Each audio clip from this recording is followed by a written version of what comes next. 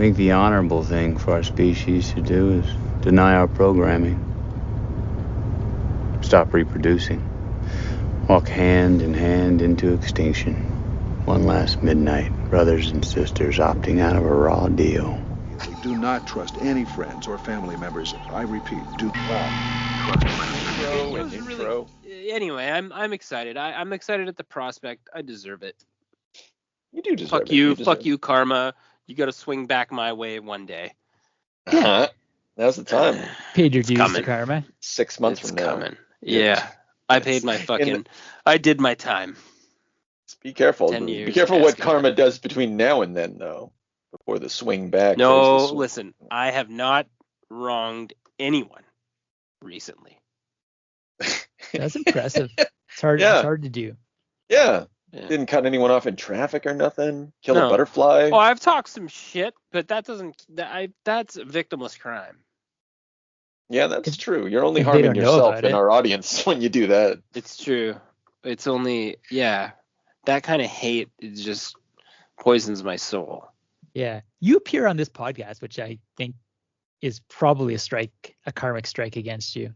Do you think so? Fuck. I think we're all doomed, actually. Yeah, I've been feeling my karma levels just going down.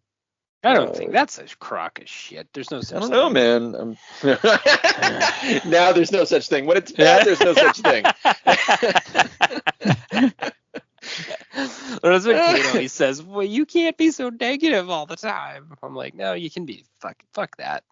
Yeah. You be negative all the time. She says whenever I say things, I put them in the fucking air, like it's gonna come to fruition. I'm like, what? Like, no, that's not true. Right. Yeah. Well, I wasn't gonna defend. I don't know why I paused before responding to that. Were you scared? I was gonna put something in the air. Hey, you don't tempt fate. I mean, you tempt fate, and then you end up watching something like Showdown in Little Tokyo. Then you're fucked. Then you're in a lot of trouble.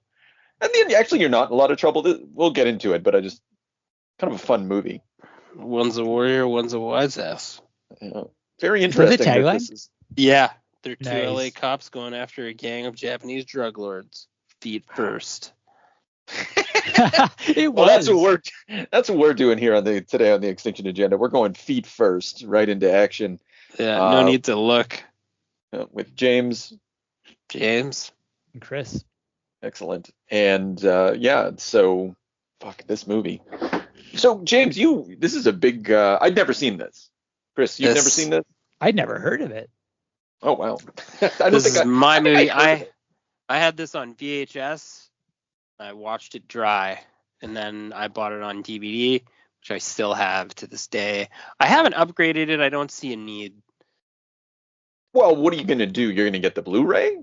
No, yeah. Like I like to I feel like it has to be bad audio and just grainy picture. Like I need to see it in a square format. I need the original. That's fair. Yeah. There's something really honest, respectful. I don't know what to say about that. But it fits. No, it fits. Okay, so here's what I know about the Lester guy. I spent a little time, like far more time than I ought to have. He started off. He's got a 40-year career. He's still fucking making movies, I think. Oh boy. What was the movie you referenced, Chris? Oh, Ouija Witch, 2023. 2023. That's directed by him. Wow. Yeah. Oh, that's new. Producing. That might be a production. Okay, maybe he's still involved. Yeah. Yeah. So he started off in the drive-in movie theater business, which there's a clever reference to that in this movie. He started off doing the drive-ins. Then he gets his big shot doing Firestarter, Commando, Armed and Dangerous. Class of 1999 isn't up there. And then Showdown in Little Tokyo. Does Extreme Justice, which also is another Brandon Lee joint. And then, but very slowly after that, or very immediately after that, he starts his own production company and goes right back to TV, right back direct to video, and he stays there. And so he's where he has like a glorious, what I would call a glorious direct to TV career. Yeah, I was watching a little bit of Dragons of Camelot before we got business going here, checking that out. Tubi has everything you need. I mean, not all of it, but a surprising number of like Bobby Joe and the Outlaw and Truck Stop Women and Steel Arena, that stuff that, like, from the 70s. A lot of that's on Tubi for anyone who wants to enjoy. Anyway, sorry, that was just by way of introducing. Did he direct Commando? He Yes. Yeah, it's another. You can't escape Jeff Loeb. He's with us always. Oh boy. Yeah. And I was actually Firestarter. I remember that movie. So there's some memorable things that came out of this fella. I mean, again, you guys probably weren't Armed and Dangerous Men, but I saw that movie a lot. He had a hot run there for a bit. Mm-hmm. And as I said, he parlayed it to his own production company and then went underground and stayed there. He went rogue. He didn't want Warner Brothers cutting 17 minutes off his fucking masterpiece. Oh yeah, well that might be part of it for sure. I bet that defined him. I really do. Yeah, fuck these guys. You want to fuck with my art? Nobody fucks with my art. I'm gonna go make Sharknado or its equivalent. Yeah, if I want to chop the fucking head off a hooker, I will. So yeah. Anyway, Mark Lester, kind of a really rare bird. I was thinking about this movie and the sort of like niche that it fills, and like it's kind of a lost art. Like I can't think of like I don't think you can make a movie like, I don't think it'd be an audience necessarily anymore. But it is fun. It's like, it's like a time waster. And I was thinking about there's this book by Haruki Murakami, Dance Dance Dance, and like just the character writes like articles for newspapers or like whoever needs them, freelance articles, just like places to eat in Tokyo. And he's like, someone asked him about his job and he says like, I shoveled the cultural snow. Like it's gonna pile up. There's a demand for this in culture, and it's just my job to move it around. And like that's what Mark Lester's doing. I respect that. Yeah, there we go. Yeah, well he's the true hack. Wow. That's Yeah, it's a purity. There's a pure hack. He knows what he is. He's just going for it. Well, you know what? I don't have a real excuse for this being a cult classic to me. I don't know why it is. I honestly think it stemmed from a Bruce Lee fascination, which moved into some Hong Kong kung fu. Some Jackie Chan's, some young Jackie Chan, and then a couple shitty Brandon Lee movies. Laser Mission also have that baby in my collection, and then I moved over to Showdown in Little Tokyo. Big fan of Dolph's Punisher from the 80s, and then this reared its fucking head onto my lap, and like I love this movie. I've watched this 100 times. Yeah. No, that's and awesome. I don't have anything to say about that. I if anyone watches this and they're like outraged or they have to turn it off because their girlfriend or wife is around, like I'm sorry, but I don't think it's actually like it's not. Obviously, it's hokey. Like it's a cheesy movie with some really great action. I think what ultimately Lundgren it's a B movie. Yeah, it's just like it just is, right? It's aggressive B. Yeah. But it's an aggressive B movie that has Dolph Lundgren, so that's awesome. That's big in your favor. Brandon Lee's great in this. I wouldn't say that the chemistry between the two of them like sparks or anything, but like they're playing off each other. That's good. Yeah, it's like obnoxious how bad they are. Yeah. Yeah. You got your Tia Carrera. You got your typical Japanese villains at the time. You got Tetsu. And Shangso? Yeah. I just like Gary Hiroyuki Tagawa. Anyway, Mr. Tagawa honestly is an absolute gem for the time. Like the 80s and 90s, he could do no wrong. He was the worst son of a bitch. Yeah, I didn't. He was in License to Kill, Last Horizon. Trying to see if there's anything else that. No. Outside of Mortal Kombat, I was just hopeful that maybe there was something that I would. He's actually reappeared in almost every iteration of Mortal Kombat, though, which you got to throw down some respect for. Absolutely. If we ever get down to doing all the Mortal Kombat movies, we'll or not all. some of Let's them. erase somewhere. Yeah. Is the bad guy in the Ben Affleck Electra movie? Ooh, I would like to see that movie too. Okay. The so what's the story here? Like it's Dolph Lundgren. It's like two buddy cops, I guess. Yeah. And then randomly they're like fighting crime in a really like fucking obnoxious way. For whatever reason, where are they, by the way? Did anyone pick up on that? Does that matter? Oh, they're in LA. So they're in LA.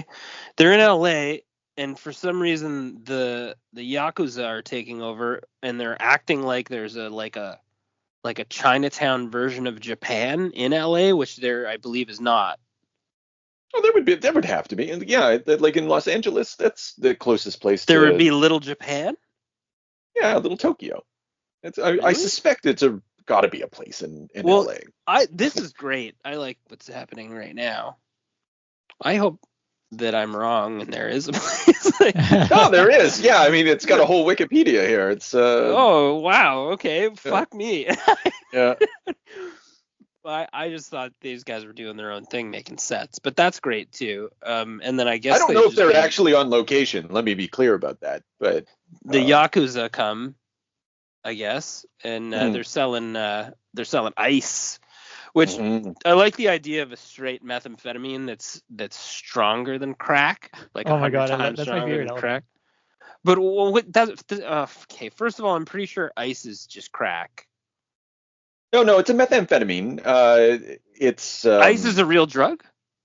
Yeah, it's just it's the Breaking Bad stuff. It's that was just what they called it back then. Oh fuck.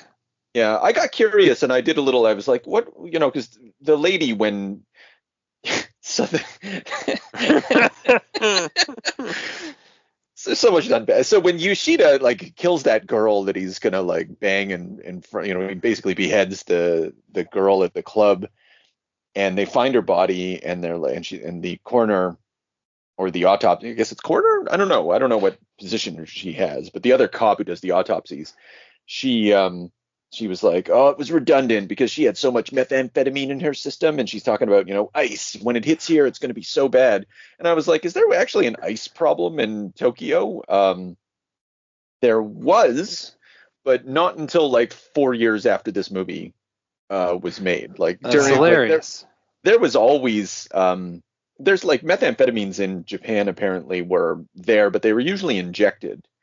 I'm not an expert on this, but I was doing some reading. But there was never like the ice epidemic. But once there was an economic downturn in 96 or whatever, surprise, surprise, drug use went up.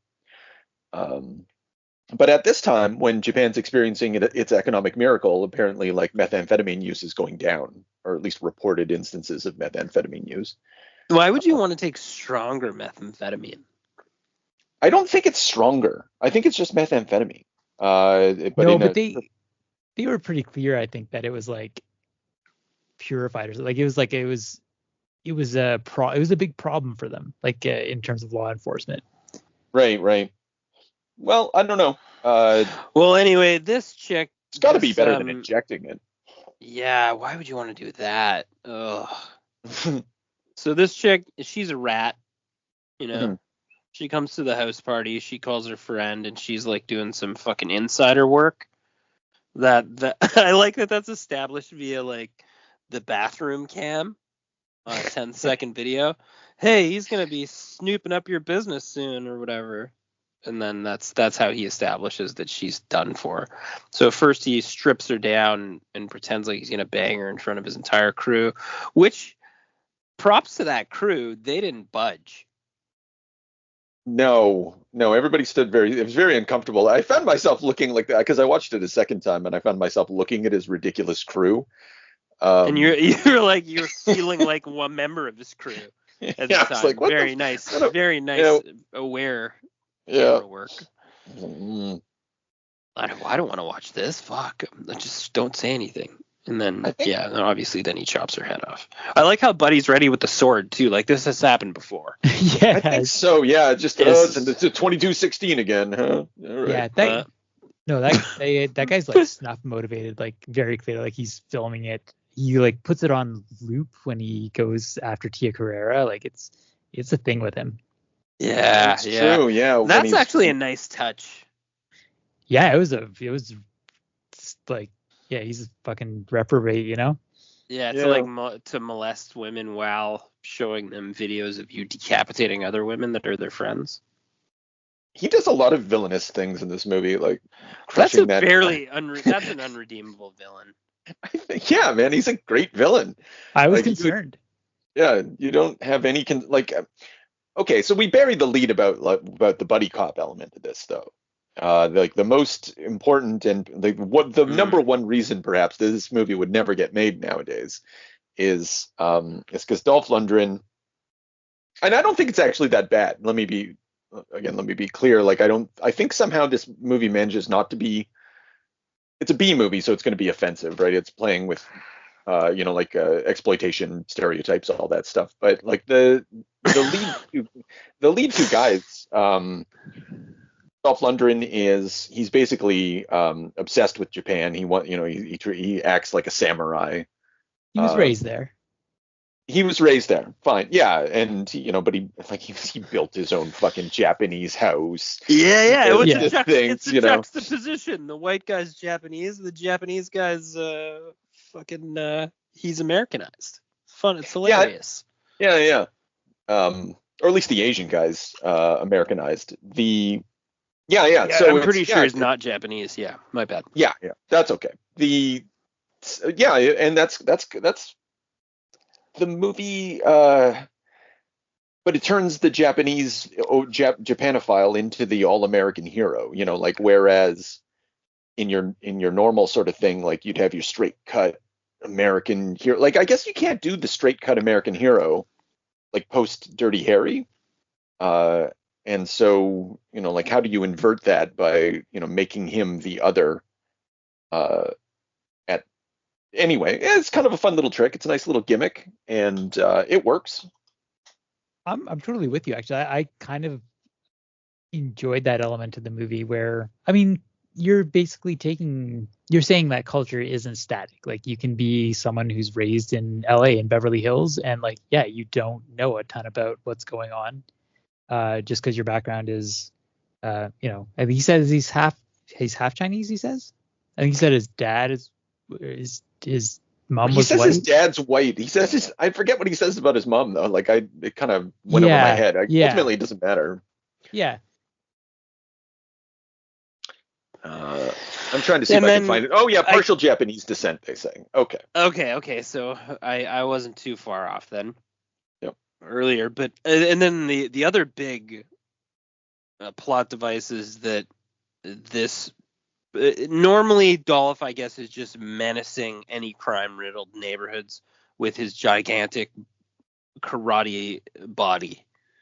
I guess he just anytime he sees crime, you're likely to get beaten halfway to death, shot, or fucking kicked through a plate glass window, right? So I guess this is just his normal menacing behavior. Yes, but in this particular instance, the bad guy ends up being like the fucking Haruko Saki foe, who he like scarred his face, literally a la Master Splinter scenario. Oh yeah, you're right. So he scarred this fucking Japanese assassin who fucking chopped up his Americanized parents. Motivation unknown. Yeah, literally chopping them up. It was just a savage attack, like just unrelenting. Yeah, he just jumped on them with like a fucking ninja suit on and like slashed them up in their bed. And then little Dolph, just like whatever, like 11 years old, parrying. Trained since he was 4 or whatever, right? That's right. He did have quite a bit of training. I forgot about that. More than a match for this ninja assassin. Immediately after this, sorry, just like to put it in perspective, because you were talking about like his body and his. So we got Rocky IV, Masters of the Universe, Red Scorpion, The Punisher, I Come in Peace, Oh, Showdown yeah. in Little. That's a Showdown banger, in Little. too. Yeah.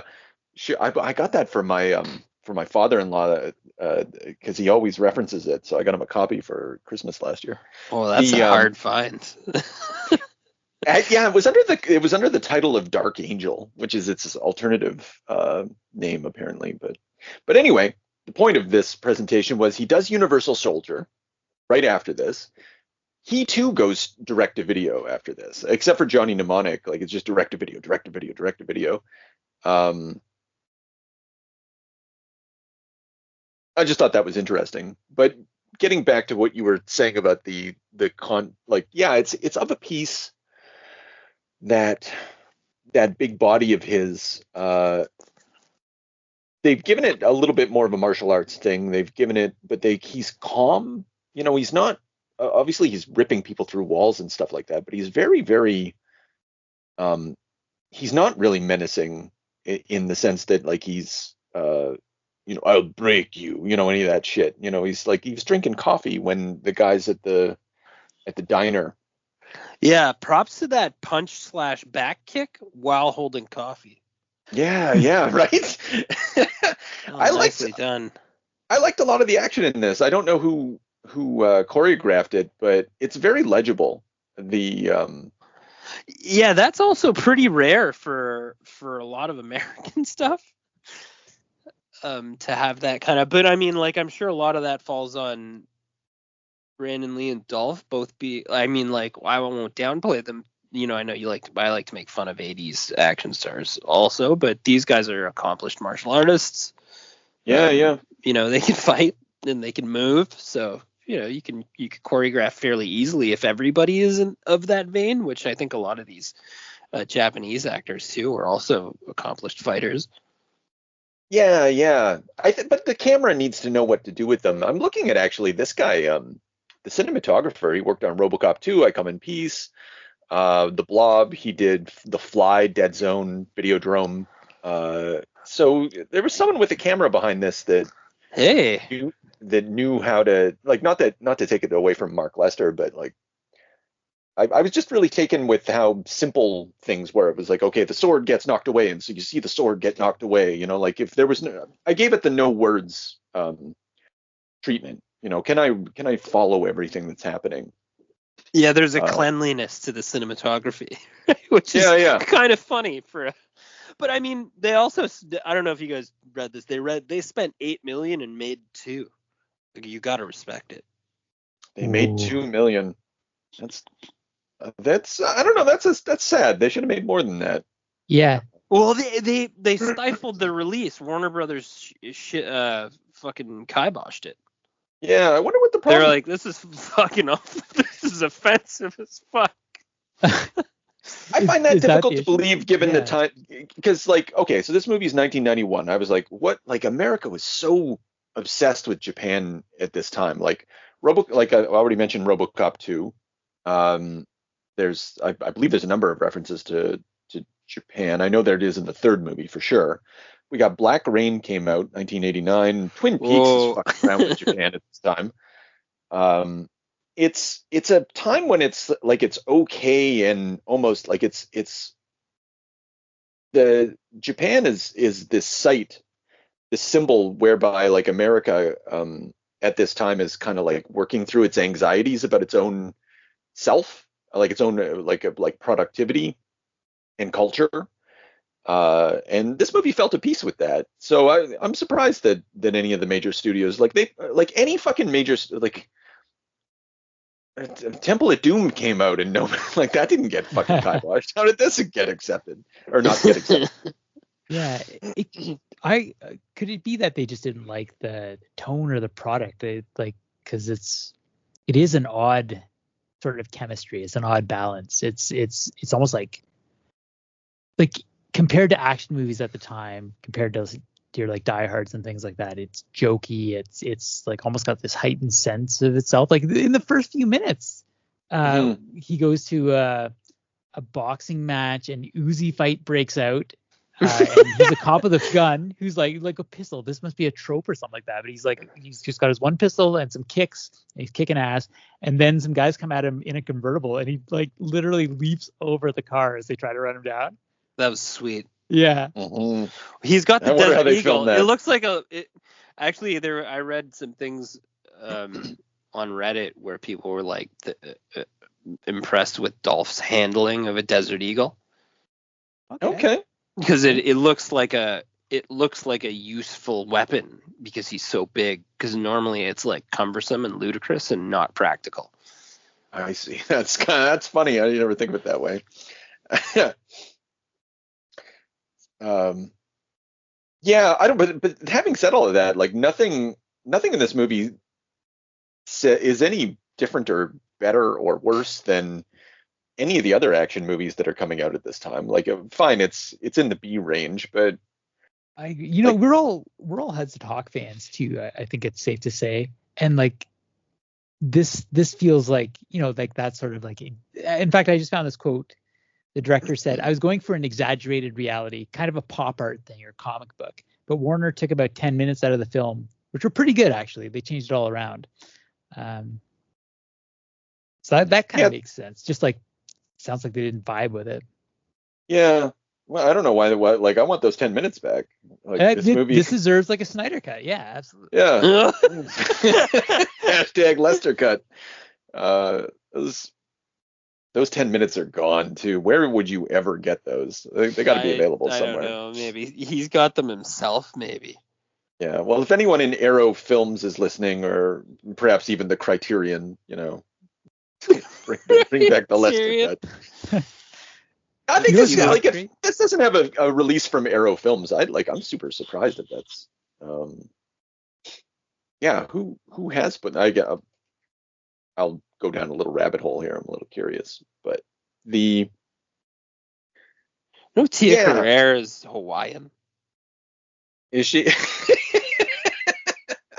Doesn't matter, I guess. Yeah. Well, that's not the first time we've seen. I can't think of the example, but it's not the first time I think we've seen Hawaiian or Filipino or even from people from Thailand just like traded off as Japanese or Chinese or whatever the script requires. How'd you guys like the bathhouse fight? The bathhouse fight made me feel like, honestly, like I was like, this movie is trying. It's trying to do something inventive. It's constant. Like it just wants to stand out, and it's a stupid fight. Like there are all those guys in the like. I don't know what you call them, but the sort of like the cloth, like loincloth thing that rides up. Yeah, they're in the full Japanese garb. Yeah. Yeah. There's a good like attempted drowning. Like I don't know. I think he shoves the fire hose in his mouth. And he got laid out. Okay, now it's all coming back to me. Yeah. When the sumo guy gets on top of him. Yeah. Yeah. Fuck. The whole time I'm like, what am I looking at? What a fight. Dolph's feeding him shots. The guy's got a big fight. That would have been the end for Dolph. It's just so fucking aggressive. And there are like, I feel like there are moments that I've never seen anyone think of doing that, ever do that, or ever consider using that again in a film. I think this movie had at least 5 of those. Well, when he's fighting like, holy fuck, what? When he's fighting the it's not really a sumo guy, but that kind of big fat guy on top of him, like the camera purposefully slows down to accentuate the punches that are coming, Fat guy? yeah, I'm looking at it right now. And I found myself really impressed with. So they're spraying Dolph with they take the fire hose on him because that's the only way you can stop this big bastard. Why is there a fire hose in the bathhouse? That's a good question, man. I think I gotta fill the tub somehow. Yes. And so Brendan Lee looks over and he sees that this is happening, and so he just grabs a stool and fucking hucks it at the guy with the fire hose and just like shatters it all over him. It's beautiful. Oh yeah, there's the fire hose directly into Buddy's mouth. It should explode his head. That's kind of a missed opportunity. Oh well. I like Dolph's like entry into places too. Just like punching people? Yeah, he like that guy behind the desk who's like, you can't go in or whatever, and he just fucking menaces him. This is his move. It certainly is. Well, just he just has like this joy of kicking too. Like it's nice to see.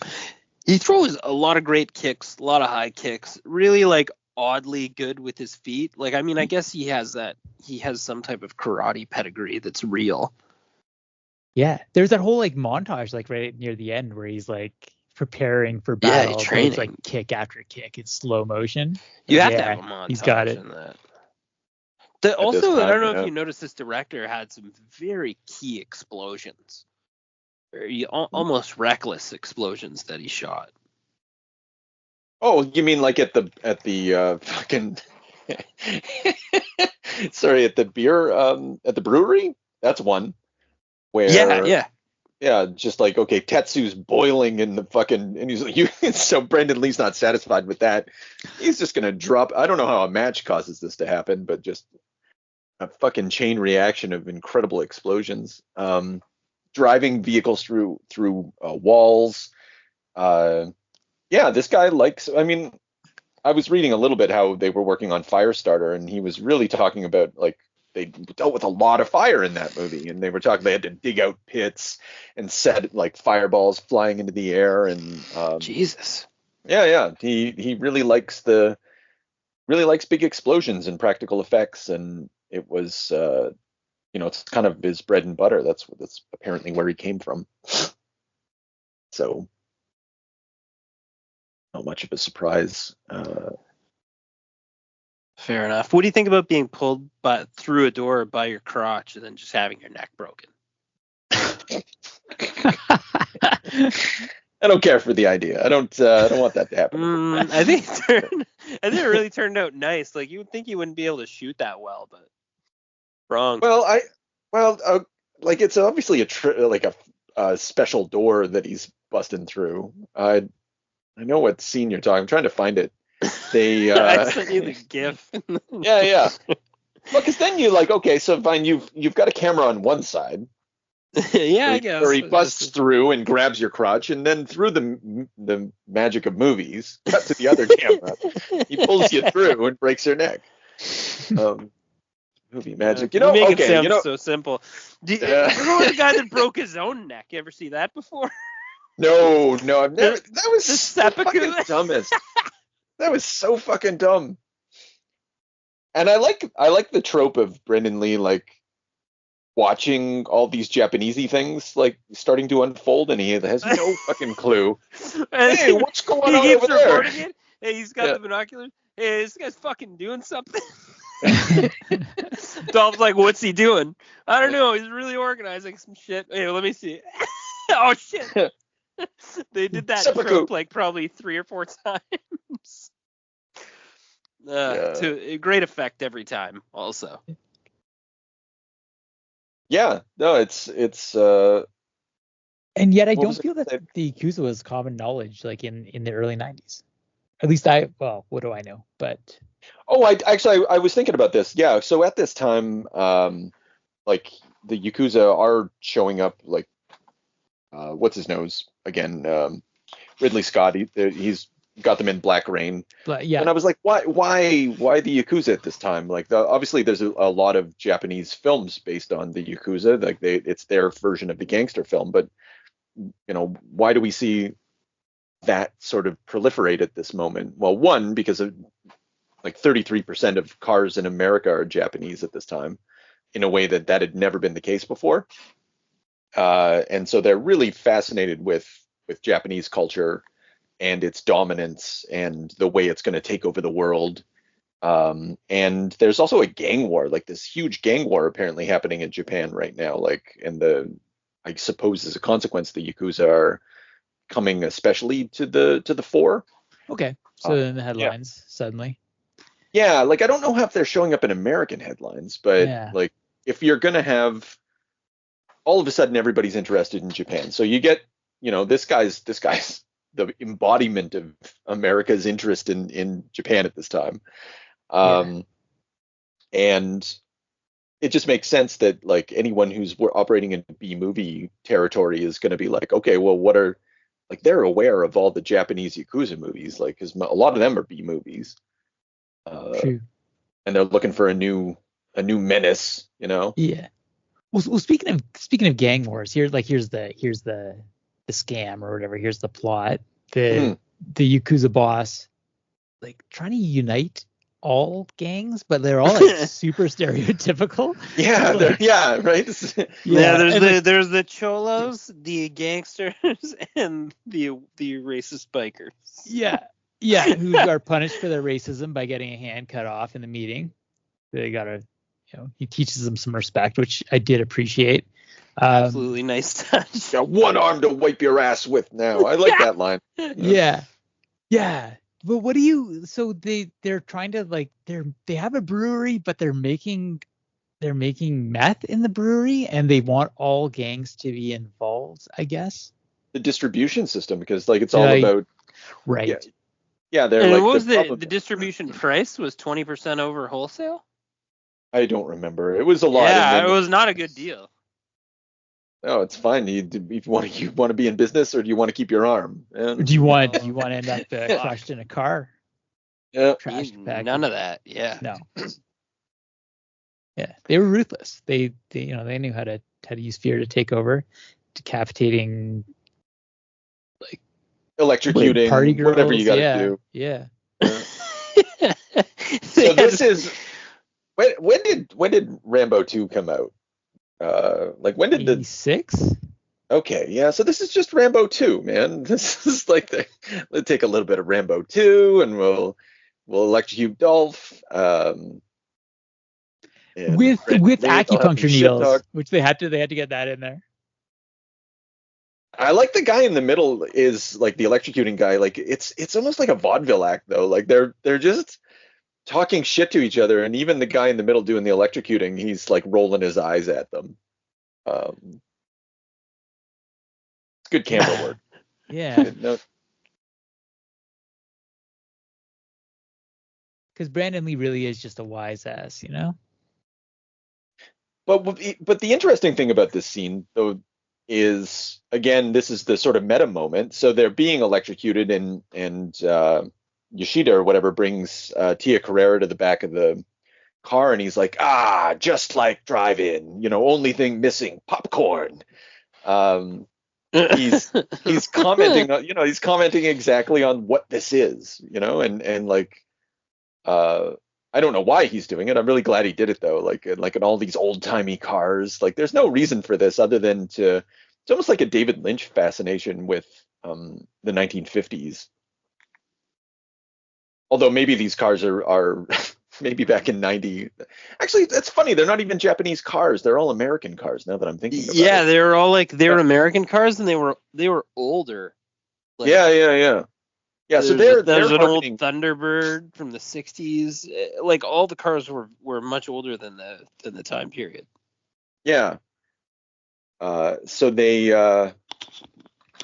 yeah, I don't know. Like there's more intelligence behind all of this. Like I think that's why this movie gets to say it gets a pass is to sort of dismiss it in a way I'm not trying to do. I just I guess it shouldn't be dismissed in the way that it was. Not that we need to stand at attention for it, but. Like, is this going in any personal collections here? No, I permanently rented it. So technically yes. Technically, I'll always have this with me, and like for an hour and 18 minutes of my life, like I'm good, man. This is fine. There was not a lunch bag letdown. No, it really wasn't. And I think, like, having watched all the samurai movies that I have recently, and I kind of want to. Strangely enough, this movie needs to be placed side by side with Ghost Dog, whereas Ghost Dog is sort of an elevated version of what this movie is. The themes this movie's fucking around with.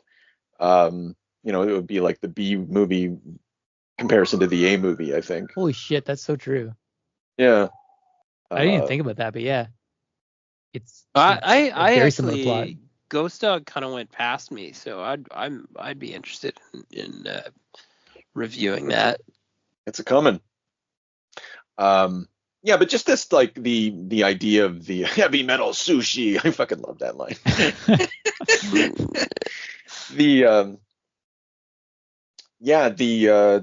This idea of like the inversion, you know, like what if your John Wayne was the guy who thinks he's a samurai? And I was also put in mind of like you keep using the word menacing with Dolph, and that's fair, but he's more of I think it's like nobody menaces him is what the effect that this movie produces. Like, he's never menaced by anything. He's always completely in control. Even if someone gets the jump on him, like he's not in any danger. No, it's true. Yeah, he has kind of a slow hand. They even walked out of a scenario where they should have been killed. He's like, we're leaving. That didn't make any fucking sense at all. Oh, when he pulls the gun and just disrespects the Yakuza boss when he realizes who he is. Yeah, exactly. Yeah.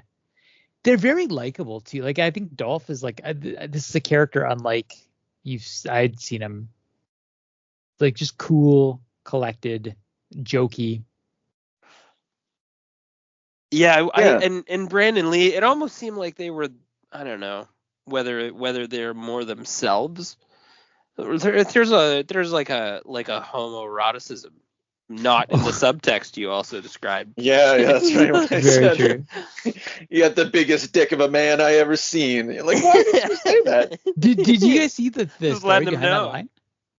No. Oh, there's a story behind that line? There is, yeah, that was actually one of the things that was cut. So like the line was actually supposed to be, I think it's like, you've got the biggest dick for a white man I've ever seen. So it was like a bit of like a buddy cop jab, which makes a little more sense. Yeah. And then they edit for whatever reason. I guess they 1990s America, the studio just thought, like they won't be able to handle an insult to a white guy or something like that. So they had to. We can't have big Japanese dicks out there. Yeah. So we got to put him in like this inferior position. Like, what a strange thing to cut. Well, particularly since early on, like an earlier line from Dolph is he's like, I really like that car, really like that woman. I really want to cut off some of the anatomy of Yoshida. And Brendan Lee looks at him and he's like, you've got a fixation there, pal. And he stops for a moment, like, and he smirks and considers it, this movie, and then you get that line. It's like the editing room floor turned just turned up the homoeroticism accidentally. It did. That's wild. Yeah, because I can't imagine that any of these people set out to do that. I mean, there's always the sort of homosocial element of the buddy cop, right? Like this the bromance. The bromance. Yeah, that stuff will always happen, but usually the way they get away around that nowadays is to, like, it's family, man. I'm thinking of Fast and the Furious. Yeah, exactly. Well, and also, I mean, the way they get around is that, like, you got to have the romantic subplot with the, that's what Tia Carrere is there for. Yeah, she's just there to make sure that everybody knows. Like, exactly. Yeah, there's not really any interest in her from Dolph, though. No. Yeah, it was not really reciprocated. Yeah, it was. Well, you know what? Sort of just accepted. Yeah. Yeah. I'm gonna disagree with that because he goes out of his way to rescue her. Like, that's an amazing scene when he like busts into the house and he's like and kills carrying all the her. 9 guys. Yeah, using it like almost like not a human shield, but he's murdering people while carrying her, then jumps down. When he jumps onto the car. Yeah. With carrying her. Yeah. And then uses the car as a shield that he's flipped over. Yeah, flipping a classic American car, what a beauty. There's an element that's so, like, this is what you were saying, like the when the the director was, or whoever it was talking about how there's like he wanted to have like comic booky elements. I don't know if you picked up on this, like you were saying it, James. Dolph's character is what's his name anyway? He was never in any. Chris Kenner. Yeah, Kenner's never in any danger ever, but he's almost like supernatural. Like he lifted a car. So is Brandon Lee. Like they're almost super powered. Yeah. He's like, flipping around like in a comic book fashion. Yeah, like he can't be stopped. He's like right out of a video game or a role playing game. He's just tearing through the whole town. Yeah, he's sort of Robin to Dolph Lundgren's Batman. Is kind of how this movie plays it out. But what if Robin talked about how Batman had a big dick? And didn't mind if he was just banging Catwoman, Jeez. Jeez, buddy. She's in my room. Saw that coming. Yeah. Heard you coming this. Yeah, that's right. That okay. Yeah, back to and that sex scene's so sexless, Yeah, it's so true. Tia Carrera is that's what I'm saying. The boys are more into each other than. You know what made it? Sexful was the saxophone riff that the soundtrack in this movie. I think is one of the worst I've ever heard. Oh, the worst? Oh my goodness! No. Okay, actually, I'm really glad you brought this up because, I think one of the things that makes this movie work so well, I'll go to bat for this soundtrack. I think the composer, I'm during the action scenes, the sound is perfect. The music, the incidental music is perfect. But it's also a B movie, right? So he's gonna have cheesy music during the sex scene. That might be true. I'm also thinking of the just the Oriental flourishes over the synths, whatever. I like just that. Randomly. And you know what? that sort of that little that buddy riff thing, their cop music when they're kind of motivated to move on to their next thing. That dum dum dum dum. Yeah, what brought my attention to the soundtrack is the first time I watched it. Up until a certain point, none of the music was touching me. And then when he gives Tia Carrera the gun, and there's two funny things about that scene, because I guess the callback is, I heard you coming this time, because he gives her the gun. She's like, well, what if it's you? And he's like, you won't see me coming or hear me coming. But they see her later on, and she's sitting there alone with the gun, and the music's they're zooming in on her, and the music's so actually very tense in that moment. It's kind of psychedelic and anxiety ridden as it zooms up into her, and I was like, oh wow, this is really this is more than this scene deserves. But great. I think that's one of the things about this movie is so much of it is better than it deserved, right? Because this is a stupid plot. But it's generally executed extremely well throughout. It's a good it's a A+B movie. You know what? I totally agree with that. Yeah. Oh, wow. Yeah, that is. Yeah, from an excellent crew. I mean, every time, the only people that I all the stones that I push over to see what's underneath, I tend not to find cockroaches. The only people who seem to have sort of nothing under the hood are the writers, because they're a bunch of TV writers and who never produced anything, to my limited understanding, anything really exceptional. But I don't think that's probably par for the course or appropriate for this movie. Yeah. Did you guys notice all the the horrible goofs and stuff, almost purposeful, when they're crushing the car and it's just clearly a dummy?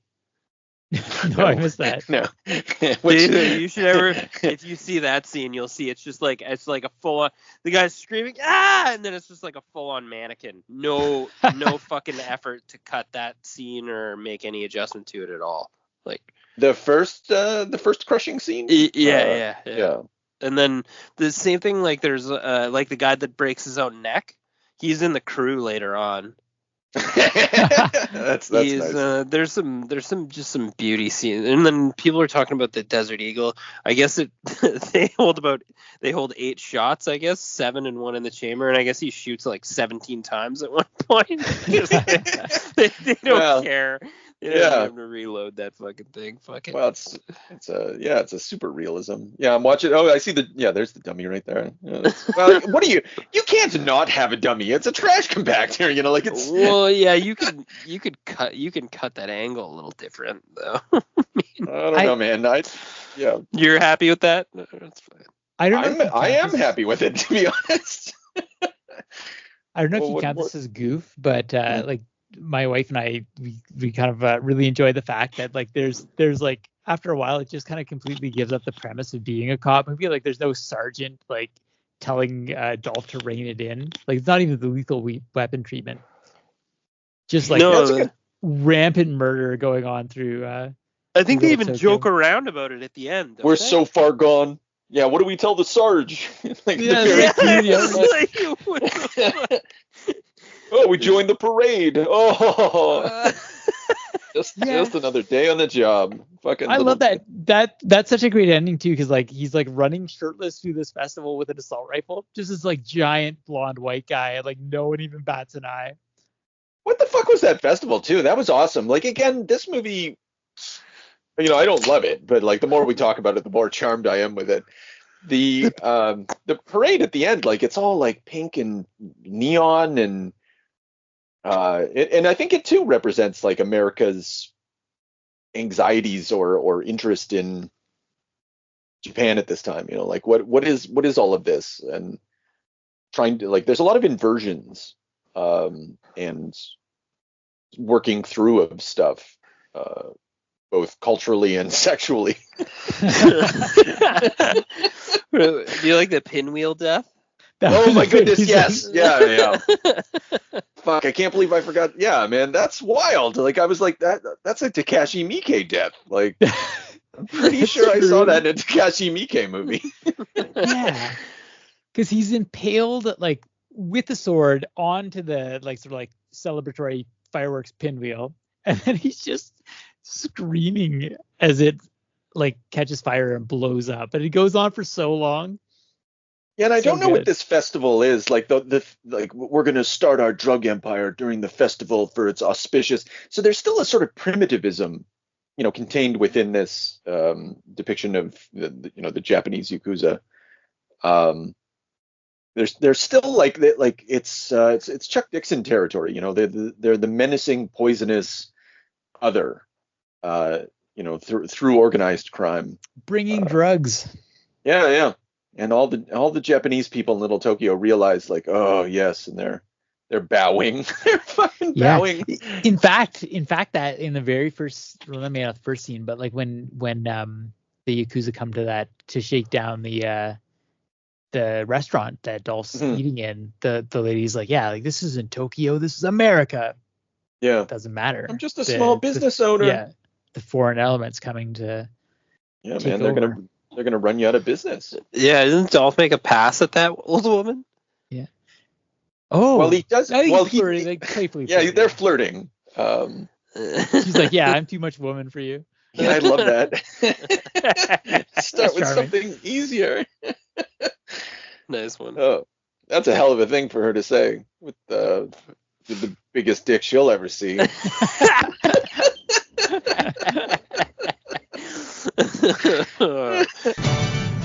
Now, all we need is a little energon and a lot of luck.